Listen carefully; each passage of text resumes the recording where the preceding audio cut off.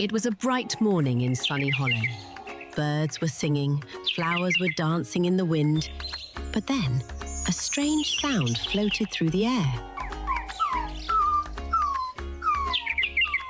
Max stopped walking.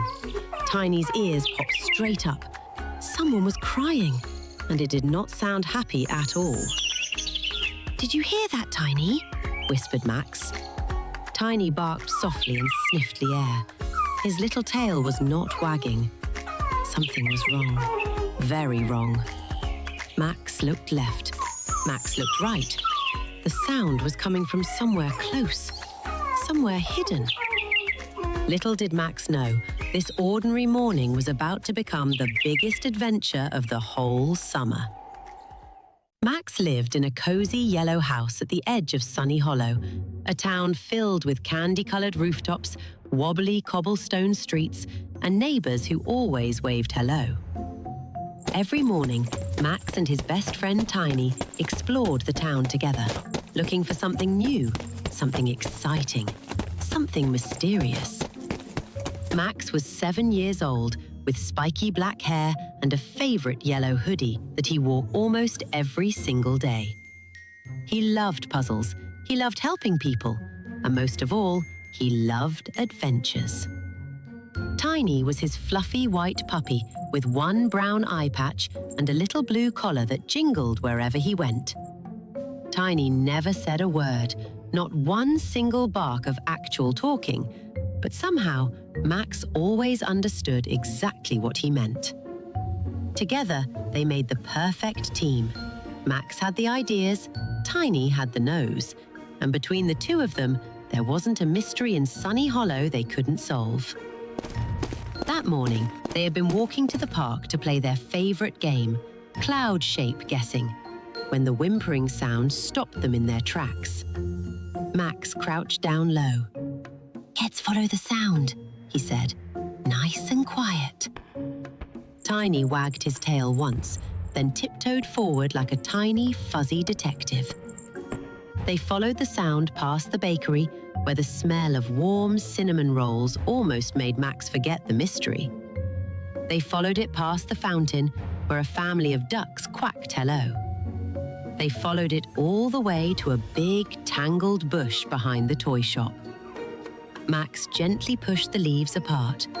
There, curled into the smallest ball a puppy could possibly make, was a tiny, trembling puppy. Its fur was grey and fluffy. Its eyes were big and scared. It had no collar, no tag, no name. "Oh no," whispered Max, "a lost puppy." The little puppy looked up at Max and let out the saddest whimper yet. Max's heart squeezed like a sponge. He knew exactly how it felt to be lost. Once, at the county fair, Max had wandered away from his mum for what felt like 100 years, but was really only 3 minutes. He remembered how big and scary the world had looked. He was not about to let this puppy feel that way for 1 second longer than it had to. "Don't worry, little guy," Max said gently, holding out his hand.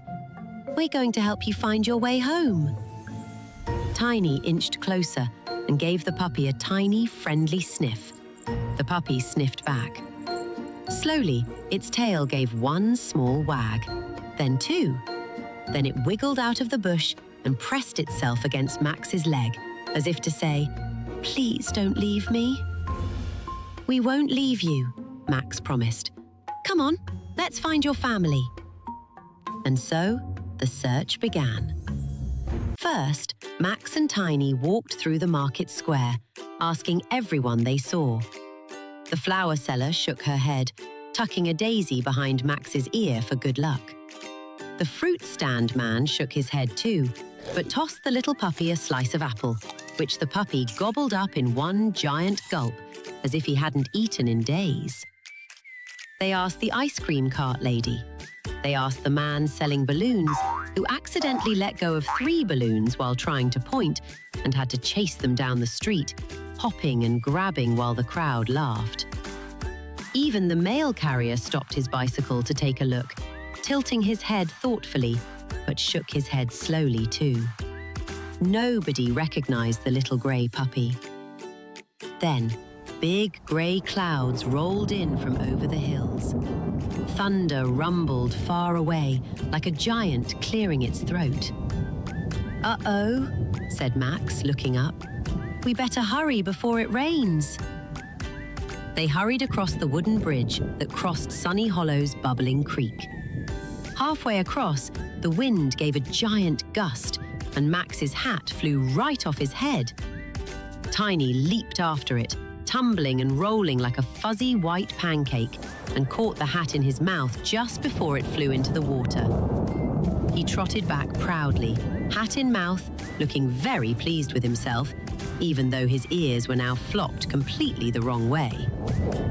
Max laughed so hard he nearly forgot about the mystery. "Thanks, Tiny. You're a hero."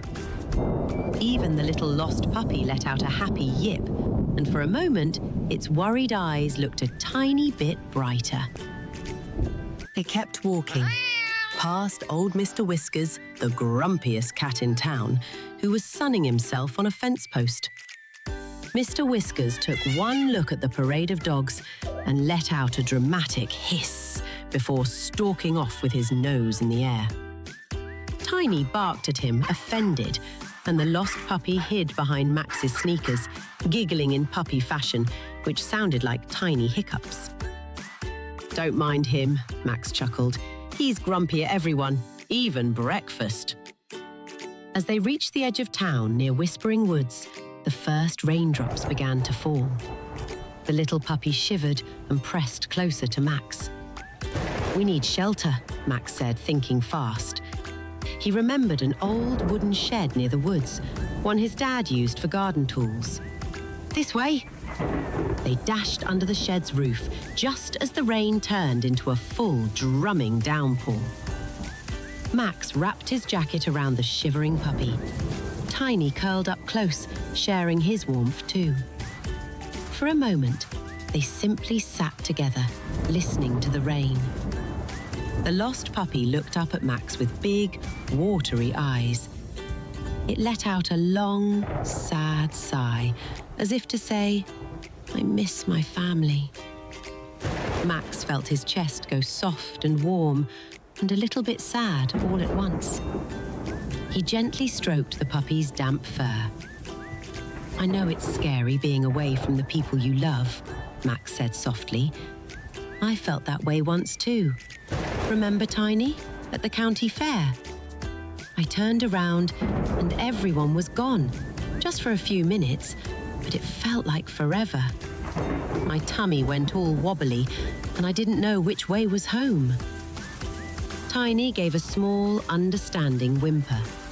He remembered that day too. He had been the one who found Max, sniffing through the crowd until his little nose led him straight to Max's sneakers. "But someone found me," Max continued, looking at the puppy.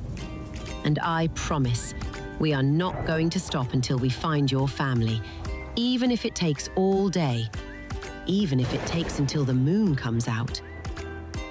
The puppy nuzzled into Max's arm, trusting him completely.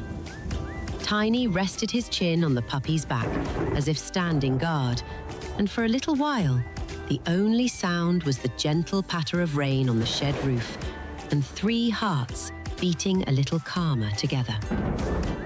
Slowly, the storm rumbled away, and warm sunlight peeked back through the clouds, painting a rainbow across the sky.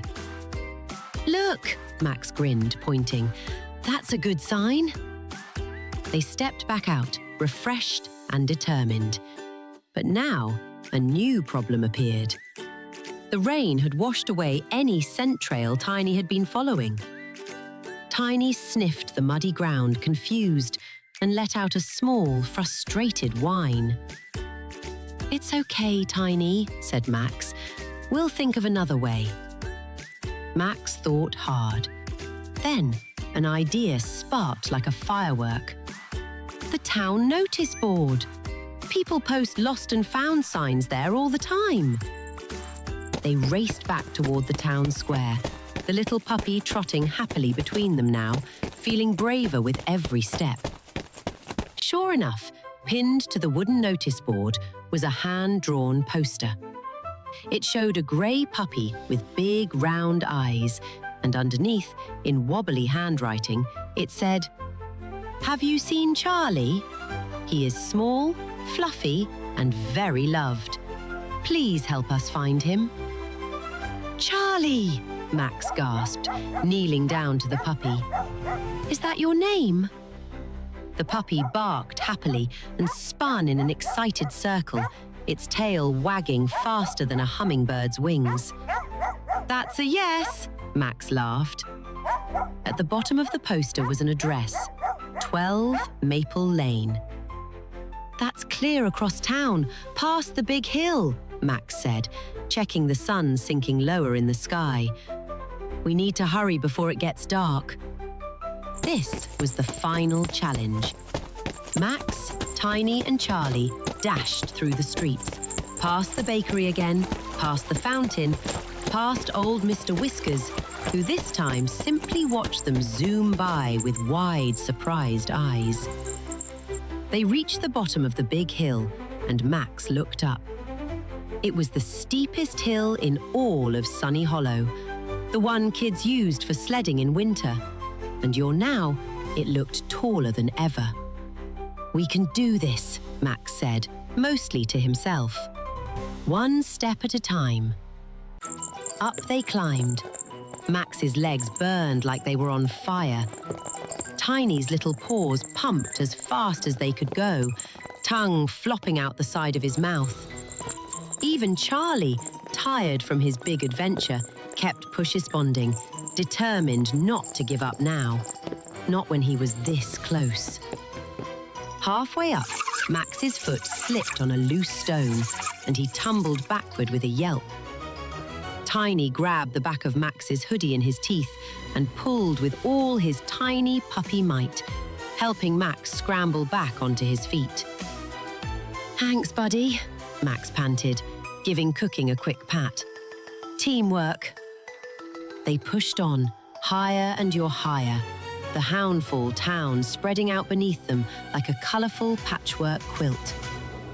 Just as they reached the top, exhausted, Charlie suddenly froze and sniffed the air, his little nose twitching wildly.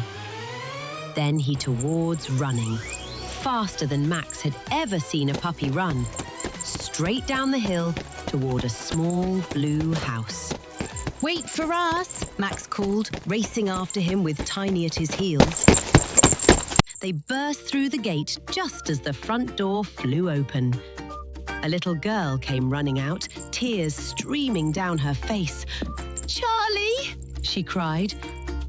Charlie leapt straight into her arms, licking her face over and over, his tail wagging so hard his whole body wiggled. The girl's parents rushed out too, laughing and crying happy tears all at once. "We looked everywhere for him," the girl said, hugging Charlie tight. "Thank you so much for bringing him home." Max grinned, catching his breath. "Tiny found the trail. I just followed my heart." Tiny barked proudly and did a happy little spin, and even Charlie barked along, as if agreeing completely. That evening, as the sun turned the sky orange and pink, Max and Tiny walked home together, tired, muddy, and completely happy. They had solved the mystery, they had faced the storm, they had helped a scared little puppy find his way back to the people who loved him most. As they reached their cozy yellow house, Max looked down at Tiny and smiled.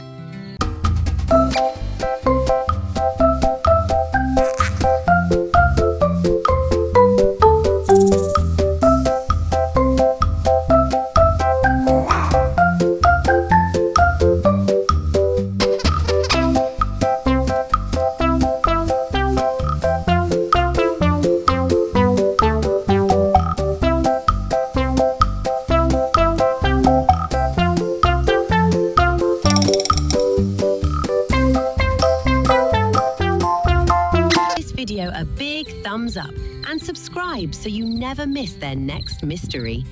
And tell us in the comments, who is your favourite hero, Max or Tiny?